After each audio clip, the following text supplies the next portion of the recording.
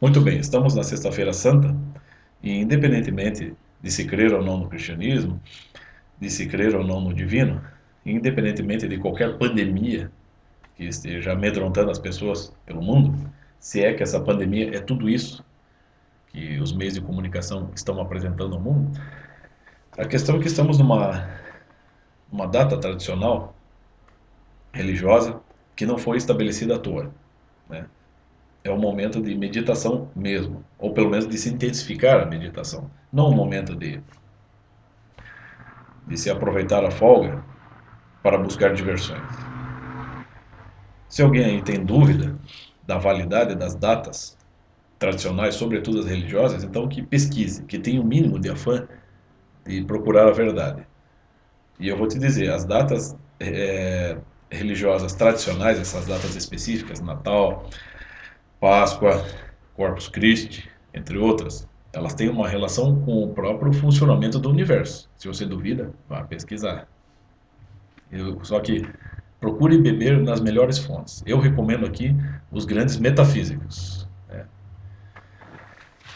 Mas aqui não se trata de falar disso aqui. Se trata vamos dizer assim, meditar sobre uma situação, uma outra situação peculiar com a qual me deparei quando eu estava atualizando aqui o meu e-mail e os sites em que eu estou cadastrado. Eu topo aqui com uma nova matéria publicada pelo blog do senhor Júlio Severo. A matéria diz o seguinte: não é coincidência que o Covid-19 esteja acontecendo na Páscoa. Tá. Aqui, eu acho que essa matéria é de autoria de Júlio Severo, mas ele compartilha mais algumas informações aqui. Então, aqui, vamos a um trecho da matéria, depois eu explico o que eu quero, qual a minha intenção com isso. O Dr. Jerome Adams, ministro da Saúde dos Estados Unidos, apareceu no último noticiário da rede de televisão cristã, né, nos Estados Unidos, na qual ele se declarou sobre a pandemia de Covid-19. Não é a coincidência que isso esteja acontecendo na Páscoa, ok. Sob o risco de morte, ninguém tem tempo para pensar em coelhinhos da Páscoa e em outras fantasias. E se ele acha que o Covid-19 é uma fantasia em si, apenas doenças e morte podem dissipar isso de sua mente. No entanto, a maioria das pessoas está preocupada demais para dar atenção a qualquer tipo de fantasia. Essa é a razão pela qual é mais importante do que nunca valorizar a época da Páscoa como a época em que Jesus foi sacrificado como um cordeiro inocente para nos libertar da morte eterna e dos anjos da morte. Ok, até aí está tudo bem. Pode-se fazer um comparativo com isso. No Antigo Egito, Deus ordenou uma praga de morte para castigar os idólatras egípcios. E o povo de Deus foi protegido colocando sangue de um cordeiro em suas portas e permanecendo em suas casas. Eles obedeceram e foram protegidos. Jesus é o tal cordeiro em tal tempo perigoso. E o sangue dele tem poder. Pode haver algum sentido profético no que está acontecendo? Deus pode estar permitindo essa epidemia como consequência dos pecados das pessoas e das nações? O que podemos fazer? As pessoas precisam saber que Jesus morreu para libertá-las do pecado e do inferno. Pior que o coronavírus pior que o coronavírus, tá bem mal escrito isso aqui. É partir para a eternidade sem a salvação de Jesus Cristo.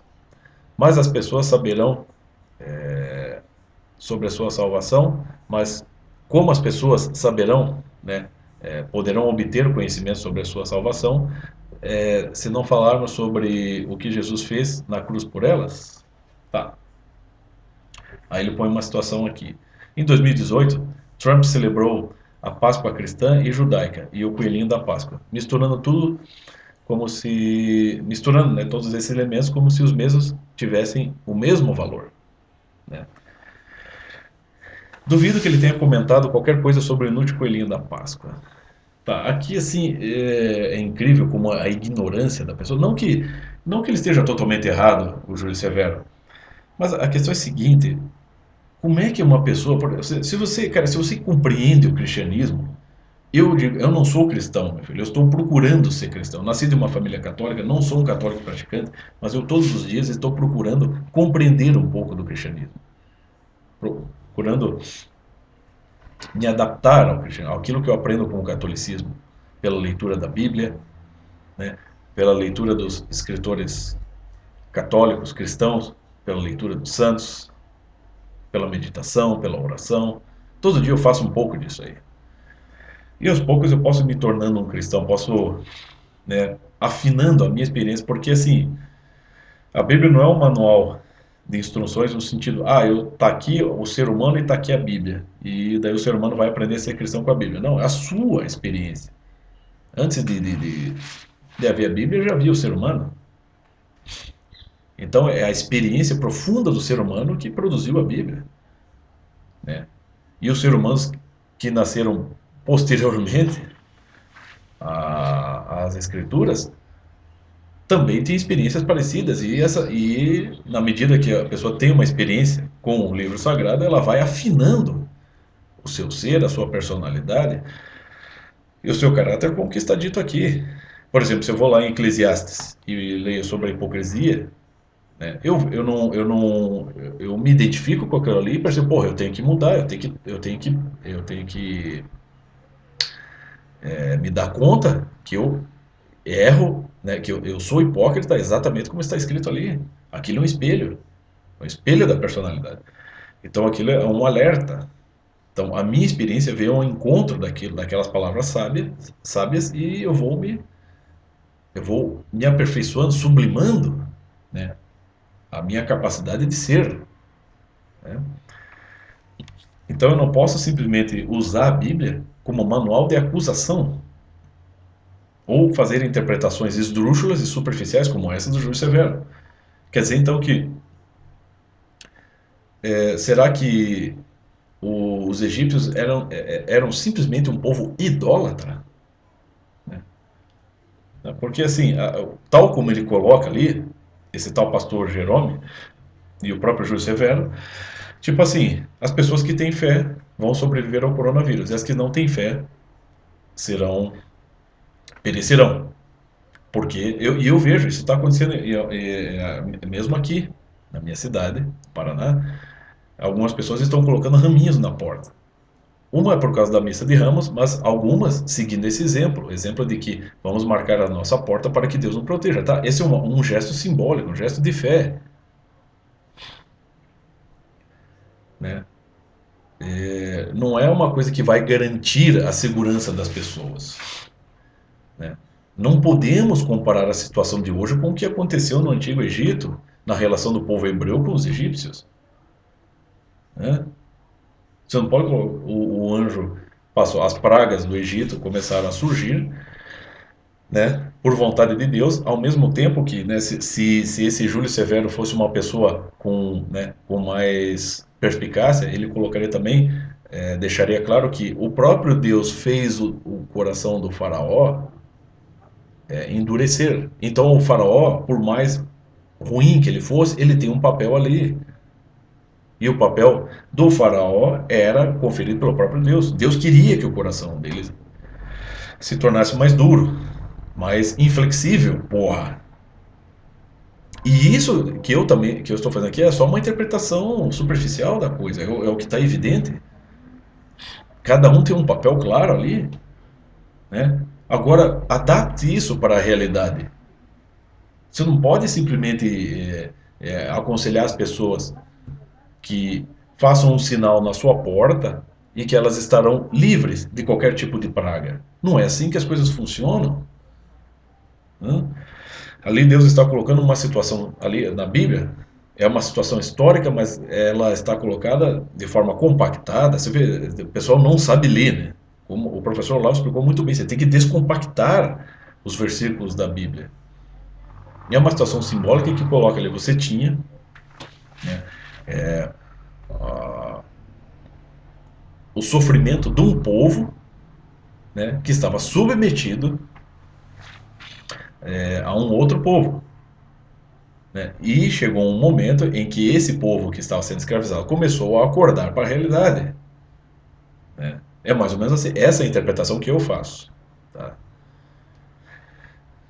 E à medida que eles foram acordando e foram se tornando mais iluminados, vamos dizer assim, eles foram conseguindo se emancipar. Né? Agora, será que cada um dos egípcios, vamos dizer assim, que conforme o que está descrito na Bíblia, e que foram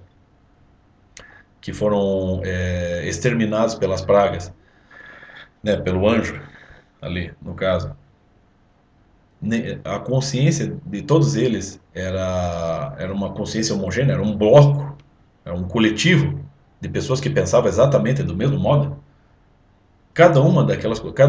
Daqueles egípcios que morreram no passado cada um era uma unidade, era uma pessoa. Será que todos concordavam? Todos tinham o mesmo pensamento? Todos estavam a favor do faraó?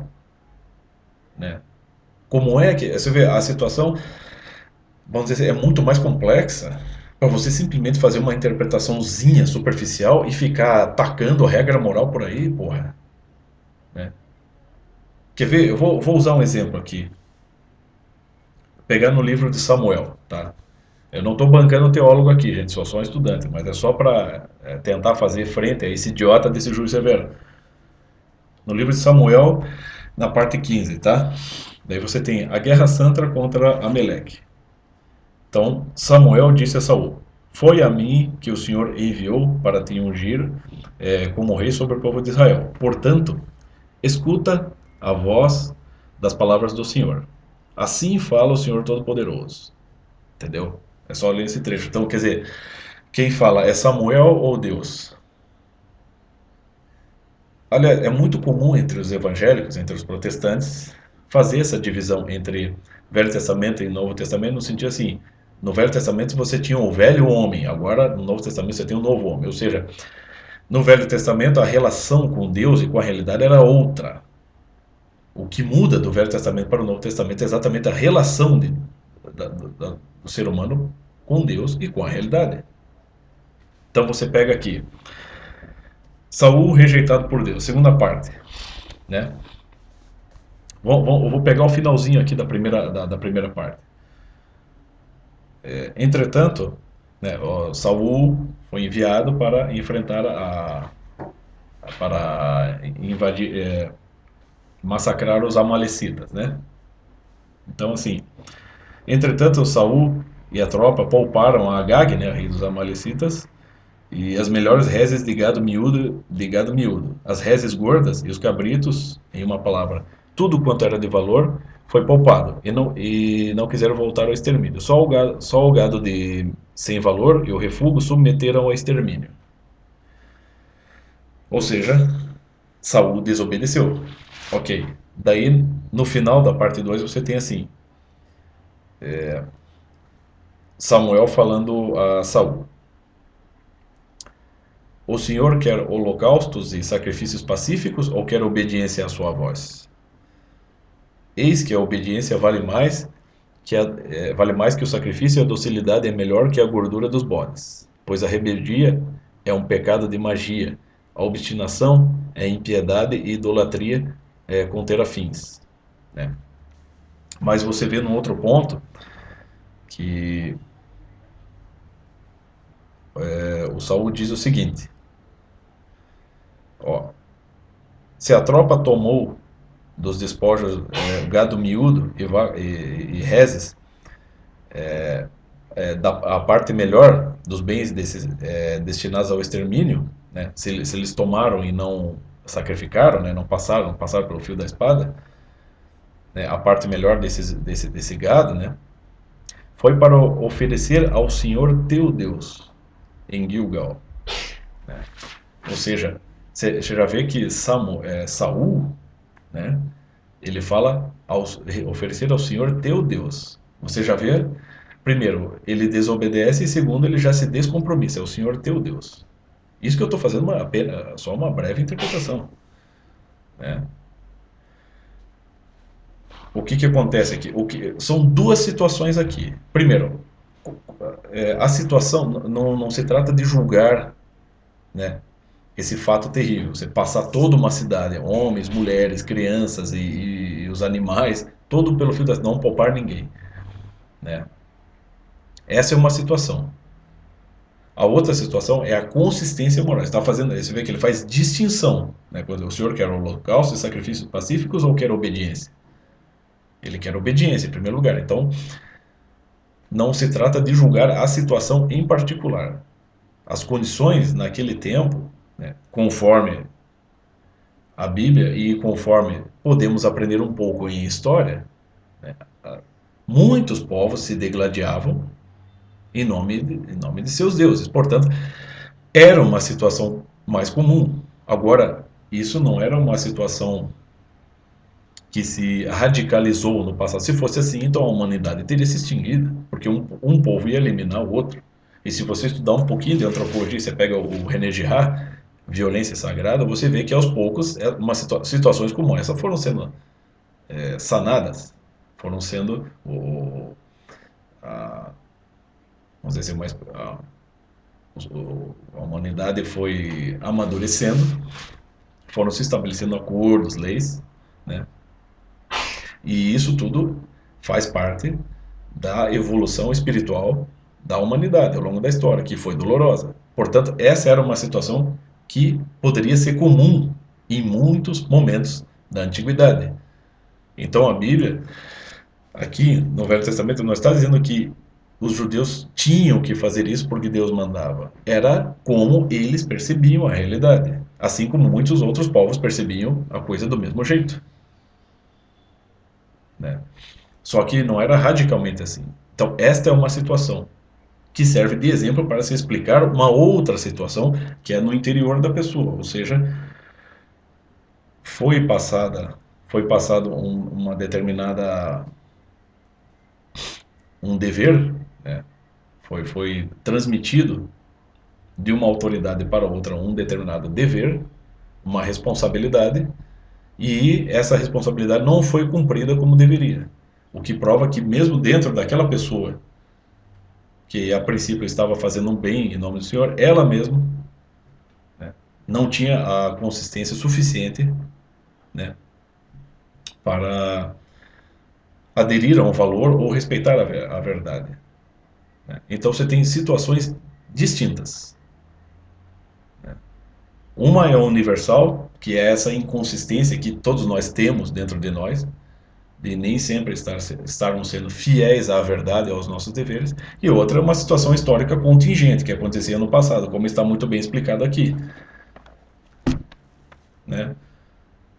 Então, isso aqui, que está sendo contado no livro São, não é para instruir reis, políticos, não é assim, isso aqui não é um código para que, por exemplo, hoje, as autoridades dos Estados Unidos decidam passar toda a população da China ao fio da espada, porque os Estados Unidos são cristãos e o povo da China são orientais idólatras, né? Não, isso aqui é um ensinamento para o interior, para cada pessoa, né? A situação que está colocada, histórica, ela é contingente, mas o que ele está ensinando sobre a fidelidade à verdade, ela é universal. Está tanto no Antigo Testamento quanto no Novo, quanto na, na, na, no interior do ser humano, em qualquer tempo que o ser humano viva, em qualquer século. Então, mas você percebe que só esse pequeno trecho você vê como ele é complexo, como ele é cheio de detalhes e a gente tem que prestar atenção. Eu estava conversando há alguns anos atrás com depois aquela bobagem que um dia começaram a anunciar do 2012, do fim do mundo, né, do calendário asteca ou maia, a partir, né, de uma interpretação errada de um calendário, né, pagão lá, asteca e maia. Eu fiz um teste com uma amiga minha que é protestante, né? Como diz o pastor Arnaldo ali, o crentelho, os crentelhos. Perguntei para ela assim: você, e aqueles povos? Eu fiz propositadamente isso. E aqueles povos que eram exterminados pelos judeus, né? Deus, eu vulgarizei ali, né? o tema bíblico só para ver qual seria a reação da pessoa. Então, Deus mandava os judeus matar os filisteus lá, eles iam lá e matavam, né? Mas você vê que situação terrível, né? Daí essa pessoa respondeu para mim: "Ah, mas aqueles povos eles eram ruins, eles eram idólatras, né? Eles tinham". Eu falei: "Mas então eles tinham que morrer?". Essa pessoa respondia assim, né? Sim, eles tinham que morrer, porque eles não são de Deus. Eu digo assim, mas espera, eu falei, bom, então, eu falei assim, então você não está muito longe de concordar com as pautas nazistas e com as pautas comunistas. Eu falei, sobretudo com os nazistas. Porque para Hitler, pessoas que não tinham olhos azuis e cabelos loiros não mereciam viver, né? E quem não era de origem germânica, quem não seguia os mesmos padrões, os mesmos valores, merecia morrer. Eu falei isso para ela, ela ficou sem saber o que responder, ela ficou atônita, está totalmente despreparada para entender a situação. Então, é claro que na Bíblia nunca se ensina a matar ninguém, nem a exterminar. Se ensina o que aqui? O ser humano pode ser imprudente, né? Pode ser descuidado, pode ser mentiroso, ele pode mentir para si mesmo, pode tentar enganar a Deus, o que é uma ingenuidade, e vai acabar, não, pode acabar prejudicando a si e aos demais, justamente por não baixar a cabeça para a verdade, né? Independentemente de que situação seja, né? De que situação se trate. Então é claro que é errado os povos se matarem, né, em guerra, é errado, mas isso é inevitável. Isso acontece tanto, como está dito aqui no Antigo Testamento, quanto hoje. E existem ainda guerras santas. Não com tanta frequência, talvez, como acontecia aqui, tal como está registrado no Antigo Testamento, mas acontecia. Se você assistiu o filme Apocalipto, você percebe isso? Povos se dizimando. O que é o Apocalipto, senão exatamente a descrição de uma situação histórica na América Central, antes da colonização espanhola, né? Da relação entre os povos. Pessoas sendo sacrificadas à divindade imperial do Sol, toda semana. Vai. Agora, vai nessas culturas pagãs, procure, eu estou começando a estudar.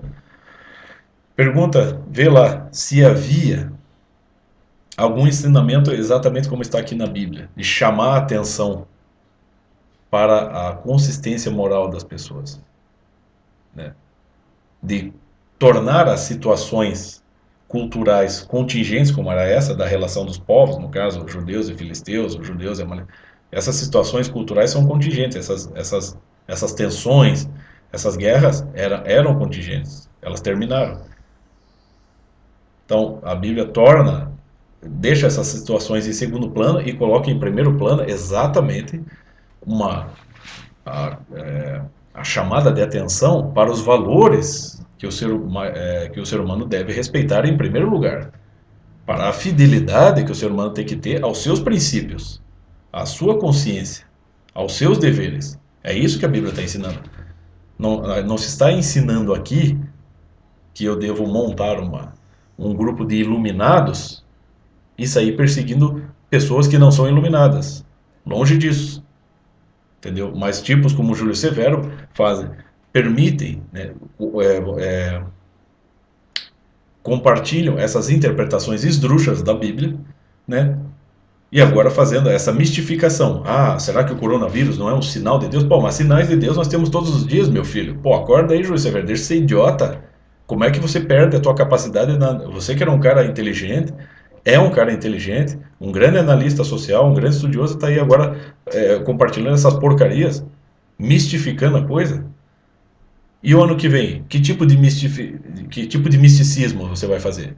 Porque até ano que vem o coronavírus vai estar bastante controlado como fator letal. Que outro sinal Deus vai enviar para nós? Hã? Quantos idólatras vão morrer até o ano que vem de coronavírus? É isso que você está querendo dizer? Que outra desculpa você vai achar para ficar fazendo essas interpretações superficiais da Bíblia? Que outra desculpa, Júlio Severo, você vai inventar para utilizar a Bíblia como manual de acusação? Vai se olhar no espelho, cara. Sabe, Júlio Severo? Se olha no espelho e diz, pô, eu sou um acusador leviano das pessoas. É isso que você é nisso que você está se tornando, cara. A Bíblia não é brincadeira. Semana Santa não é brincadeira, tá? Religião não é brincadeira. O Covid também não é brincadeira, tá? Você pensa que simplesmente fazer essa comparação da situação do Covid, tá, da epidemia de Covid, com a situação do Egito, quando as pessoas marcavam as suas portas para que o anjo não as exterminasse, exterminasse suas... Você acha que essa situação vai salvar as pessoas? Você acha que essa situação vai iluminar as pessoas? Fazer esse tipo de comparação? É isso? É esse o seu cristianismo, Júlio Severo? É, vê se acorda, cara. Tá errado isso, não se faz isso. A Bíblia, ela está orientando as pessoas, a, o interior das pessoas, né? A Bíblia não é feita. Muita gente utiliza a Bíblia para fazer coisas erradas, para criar seitas, para criar perseguições, para acusar os outros. Mas quem procura entender o que a Bíblia está falando, o que está registrado na Bíblia, ela vai perceber que a Bíblia se dirige a cada um, a cada pessoa em particular. Basta ter um interesse em entender as coisas, né? É só você olhar, como eu expliquei aqui na situação de Saul. As situações históricas ali são contingentes, mas os valores interiores que cabem à nossa consciência, esses são os universais, que estão presentes em todas as gerações de seres humanos e vão estar presentes até o fim dos tempos. E é isso que vai ser julgado, não as situações históricas mais contingentes, né? Elas fazem parte, óbvio, também, vamos dizer assim, serão julgadas, mas não serão julgadas tal como você está colocando aqui, né? Tipo, um povo é idólatra, não merece viver, aquele é o povo de Deus. Esse tipo de distinção é só Deus que faz, não os seres humanos. E é só Deus que vai julgar essas situações históricas. Se Deus permite que uma pessoa ou um povo inteiro sofra, né, e que até venha a perecer sobre uma determinada praga, isso é Deus, isso é com Deus, não conosco. Não cabe a nós abrirmos a boca e falarmos por Deus, julgarmos, essa é uma situação divina, essa é uma situação divina, mas Deus está permitindo tudo, Deus está permitindo inclusive que o sol bata aqui na minha janela, está permitindo que eu possa fazer esse vídeo, né, sem que aconteça alguma coisa comigo, né? Então, o tempo todo, a cada fração de segundo, Deus está permitindo coisas, Deus está enviando sinais, está permitindo que uma série de situações ocorram ao nosso redor para que nós acordemos. Não precisa haver uma praga de proporções continentais para que as pessoas acordem. Não precisa necessariamente disso, né? Não estamos no fim dos tempos, não estamos no apocalipse, né? Mas parece que tipinhos como você, Júlio Severo, gostam de pregar um moralismo baixo para, no fim das contas, ficar atacando pessoas, ficar atacando governos, ficar atacando filósofos, ficar atacando quem não é protestante, né? No fim das contas, parece que é isso que você está querendo. Quando, na verdade, as pessoas têm que se, né? Repito aqui as palavras do professor Olavo de Carvalho, as pessoas têm que se fortalecer, em primeiro lugar, por dentro, né? Porque todos nós estamos sujeitos a todo mal que ocorre no mundo. Todos nós, ninguém está livre disso. Pode acontecer a qualquer momento, com qualquer um, né? E essas situações são acidentais, são contingentes. Para nós, para Deus não são, mas para nós são. Mas o que Deus certamente vai cobrar de nós, no meu entender, são esses valores universais, esses valores que são sempre presentes na estrutura do ser humano, na índole, no caráter, e como eles resistem, né, às situações contingentes do mundo. Entende? Era mais ou menos isso.